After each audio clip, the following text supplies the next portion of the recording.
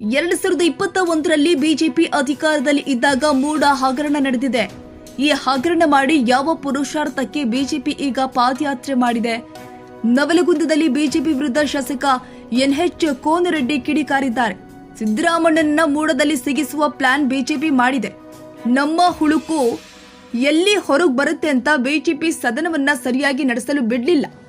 ರಾಜ್ಯದ ಜನ ಸಿದ್ದರಾಮಯ್ಯ ಅವರ ಪರ ಇದ್ದಾರೆ. ಪಂಚ ಗ್ಯಾರಂಟಿ ಈಡೇರಿಸುವ ಮೂಲಕ ನುಡಿದಂತೆ ನಮ್ಮ ಸಿಎಂ ನಡೆದಿದ್ದಾರೆ. 7ನೇ ಗ್ಯಾರಂಟಿಯಾಗಿ 7ನೇ ವೇತನ ಆಯೋಗ ಜಾರಿ ಮಾಡಿದ್ದಾರೆ. ಸಿದ್ದರಾಮಯ್ಯ ಅವರ ಹೆಸರು ಕೆಡಿಸಲು ಹೋಗಿ ಬಿಜೆಪಿ ತನ್ನ ಚಪ್ಪಡಿ ಕಲ್ಲನ್ನ ತನ್ನ ಮೇಲೆ ಹಾಕಿಕೊಂಡಿದೆ ಅಂತ ಕಿಡಿಕಾರಿದ್ರು. ಎಲ್ಲರಿಗೂ ಸಿದ್ದರಾಮಯ್ಯ ಪರ ಅಂತೇಳಿ ಸಿದ್ದರಾಮಯ್ಯನವರು 5 ಗ್ಯಾರಂಟಿ ಕೊಟ್ಟರು. ನೌಕರರಿಗೆ 7ನೇ ವೇತನ ಜಾರಿ ಮಾಡಿದ್ರು. ಎಲ್ಲಾ ಭಾಗ್ಯಗಳು ಕೊಟ್ಟು ಖರೆ ಅನಿಸಿದ್ರು. ಜನರಿಗೆ ಕೊಟ್ಟಂತ ನುಡಿದಂತೆ ನಡೆದ್ರು. ಅವ್ರ ಹೆಸರು ಕೆಡಿಸ್ಬೇಕಂತ ತಿಳ್ಕೊಂಡು ಹೇಳಿ ಅವ್ರ ಜನಪ್ರಿಯತೆ ಕಡಿಮೆ ಮಾಡಕ್ ಹೋಗಿ ನೀವು ಮೈಮೇಲೆ ಹಾಕೊಡ್ರಲ್ಲ. ಮಾನ್ಯ ಉಚ್ಚ ನ್ಯಾಯಾಲಯ ಮಾನ್ಯ ನ್ಯಾಯಾಧೀಶರು ಆದೇಶ ಕೊಟ್ಟರು. ರಗಡಿಯವರು ಸುಳ್ಳು ಹೇಳಕ್ ಹೋದ್ರು. ಕೇಳಿದ್ರು ಅವರು. ಇವತ್ತು 10 ದಿವಸ ರಿಲೀಫ್ ಕೊಟ್ಟಿರ್ಬೋದು, ಅಪ್ ಟು 29.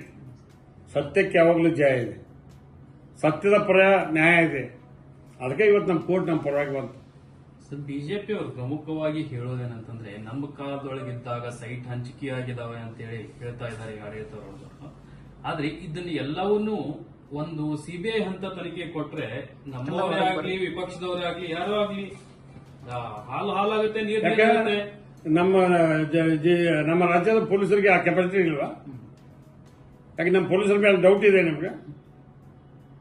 ಸಿಬಿಐದ ಮೇಲೆ ಪ್ರೀತಿ, ಪೊಲೀಸರ ಬಗ್ಗೆ ನೆಗೆಟಿವ್. ನೀವು ಹೋಮ್ ಮಿನಿಸ್ಟರ್ ಇದ್ದಾಗ, ನೀವು ಮುಖ್ಯಮಂತ್ರಿ ಇದ್ದಾಗ ನಮ್ಮ ರಾಜ್ಯದ ಪೊಲೀಸರು, ನಮ್ಮ ಪೊಲೀಸರ ಸಿದ್ದರಾಮಯ್ಯನ ಅದಕ್ಕೆ ಯಾರು ಇದನ್ನ ಮಾಡಕ್ಕಾಗಲ್ಲ.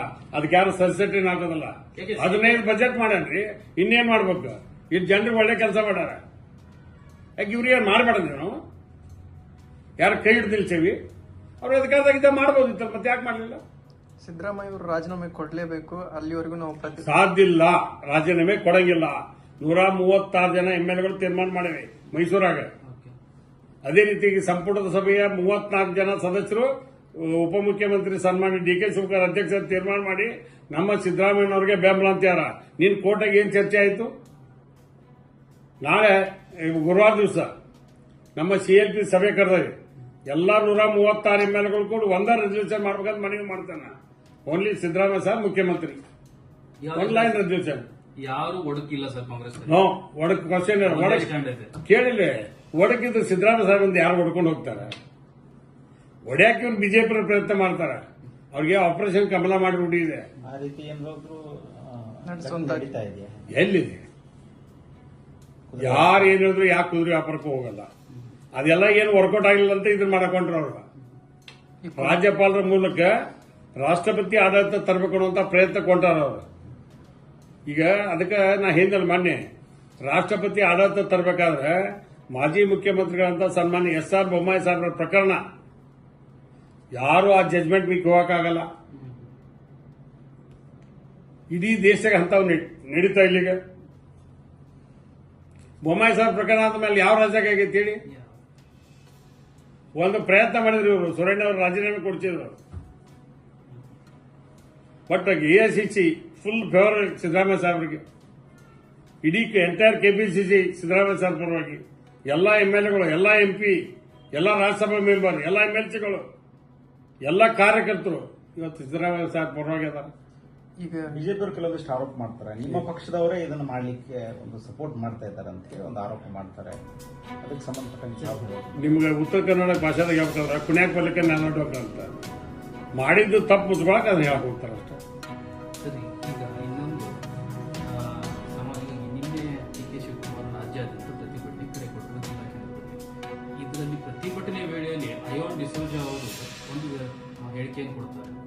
ಬಾಂಗ್ಲಾದೇಶ ರೀತಿಯಲ್ಲಿ ರಾಜ್ಯಪಾಲರ ಕಚೇರಿಗೆ ಕಾಂಗ್ರೆಸ್ ಕಾರ್ಯಕರ್ತರು ನುಗ್ತಾರೆ ಮನಸ್ಸು ಮಾಡಿದ್ರೆ ಎಷ್ಟು ಸರಿ ಅನ್ಸುತ್ತೆ ಇದು ಅಂತ ಹೇಳಿ. ನಾನು ರಾಜ್ಯಪಾಲರ ಕಚೇರಿ ನುಗ್ಗಬೇಕು ಮಾಡೋಲ್ಲ. ಕೇಂದ್ರ ಸರ್ಕಾರ ರಾಜ್ಯಪಾಲರನ್ನ ಮರಳಿ ಕರೆಸ್ಕೋಬೇಕು ಅಂತ ಹೇಳ್ತಾನೆ. ಯಾಕಂದ್ರೆ ಇಲ್ಲಿ ಆಡಳಿತ ವ್ಯವಸ್ಥೆ ಕೆಟ್ಟಾಗ ಅವ್ರನ್ನ ಕೇಂದ್ರ ಸರ್ಕಾರ ರಾಷ್ಟ್ರಪತಿಗಳು ವಿಡ್ರಾ ಮಾಡಕ್ಕೆ ಅವಕಾಶ ಇದೆ. ನಾವು ಸಂವಿಧಾನದ ಪದಗಳನ್ನ ಬಿಟ್ಟು ಬೇರೆ ಪದಗಳನ್ನ ಬಳಸಲ್ಲ. ಅಂದ್ರೆ ತಮ್ಮ ಪಕ್ಷದ ಒಬ್ಬ ಪ್ರಮುಖ ವಿಧಾನ ಪರಿಷತ್ ಸದಸ್ಯರೇ ಹೀಗೆ ಹೇಳುವುದು ಎಷ್ಟರ ಮಟ್ಟಿಗೆ ಸರಿ ಅಂತ? ನಾನು ಅವರ ಅಭಿಪ್ರಾಯವನ್ನ ಕೇಳಿಲ್ಲ, ನಾನು ನೋಡಿಲ್ಲ. ನಾನು ನಂದು ಜನತಾ ದರ್ಶನ ನೋಡತ್ತಿಲ್ಲ, ನಮ್ಮ ಕಾರ್ಯಕರ್ತರ ಒತ್ತಡದಾಗದೇನು ಹೊತ್ತಾಗಿ ಅಂತದ್ ನೋಡಿಲ್ಲ. ಅಂತದ್ ಏನ ಬಂದ್ರು ನಂತರ ನೋಡಿ ರಿಯಾಕ್ಟ್ ಮಾಡ್ತೇನೆ. ಈ ಕುಮಾರಸ್ವಾಮಿ ಅವ್ರದ್ದು ಮತ್ತೊಮ್ಮೆ ಇದು ಎಲ್ಲ ಒಂದೇ ಸ್ಟ್ಯಾಂಡು, ಇಷ್ಟೊತ್ತ ಹಿಡಿದು ಅದಕ್ಕೆ ಮುಂದುವರೆದ ಚರ್ಚೆ. SIT ಅವರು ಮತ್ತೆ ಅದರ ತನಿಖೆಯನ್ನು ಮುಂದುವರಿಸಬೇಕು ಅನ್ನೋದು ಒಂದು ನೋಡ್ರಿ, SIT ತನಿಖೆ ಮುಂದುವರಿಬೇಕು. ಈಗಾಗಲೇ ನ್ಯಾಯಮೂರ್ತಿ ಶ್ರೀ PN ದೇಸಾಯಿ ಅವರ ನೇತೃತ್ವದಲ್ಲಿ ನ್ಯಾಯಾಂಗ ತನಿಖೆಯನ್ನು ಕೊಟ್ಟೇವಿ. ಯಾವುದಾದ್ರೂ ಮುಖ್ಯಮಂತ್ರಿಗಳು ಇವತ್ತು ದೇಶದಾಗ ತಮ್ಮ ವಿರುದ್ಧ ಒಂದು ಪ್ರಕರಣ ಬಂದಾಗ ನೇರವಾಗಿ ನ್ಯಾಯಾಂಗ ತನಿಖೆ ಕೊಟ್ಟದ್ದು ಉದಾಹರಣೆ ಇದೆಯಾ? ಆ ಗಟ್ಸ್ ಕೊಟ್ಟಂತ ಸಿದ್ದರಾಮಯ್ಯ ಸಾಹೇಬ್ ಮಾತ್ರ ನ್ಯಾಯಾಂಗ ತನಿಖೆ ಬರ್ಲಿಲ್ಲ ಹೊರಗೆ ಅಂತ. ತಪ್ಪು ಮಾಡಿದವ್ರೆ ಅಂಜಿಕೆ, ತಪ್ಪು ಮಾಡದೇ ಇದ್ದವ್ ಮಳಿ ಅಂಜಿಕೆ ಏನು? ನಿಮ್ಗೆ ಭರವಸೆ ಇದೆಯಾ? 100ಕ್ಕೆ 100. ಇದೇ ಒಂದು ಲಾಸ್ಟ್ ಒಂದು ಕ್ವಶನ್. ಮಾಜಿ CM ಜಗದೀಶ್ ಶೆಟ್ಟರ್ ಅವರು ವಿಪಕ್ಷ ನಾಯಕರಾಗಿದ್ದಾಗ ಅರ್ಕಾವತಿ ಹಗರಣ ಸಿದ್ದರಾಮಯ್ಯನವರು ಅಂತೇಳಿ ಮಾಡಿ ಅದರ ತನಿಖಾ ವರದಿ ಕೂಡ ಅವರ ಕೈಯಲ್ಲಿದೆ. ಯಾಕೆ ಅದನ್ನ ಮುಚ್ಚಿಟ್ಕೊಂಡು ಕುಳಿತಿರೋದು ಅನ್ನೋ ಹಳೆ ಪ್ರಕರಣಗಳ ಬಗ್ಗೆ ನಾನು ಮಾತಾಡಲ್ಲ, ನಾನು ಅಷ್ಟು ಸ್ಟಡಿ ಮಾಡಿಲ್ಲ. ಇವತ್ತು ಪ್ರೆಸೆಂಟ್ ಸಿಚುಯೇಷನ್ ಏನಿದೆ ಅಷ್ಟು ನನಗೆ ತಮ್ಮ ಗಮನಕ್ಕೆ ತಂದೆ.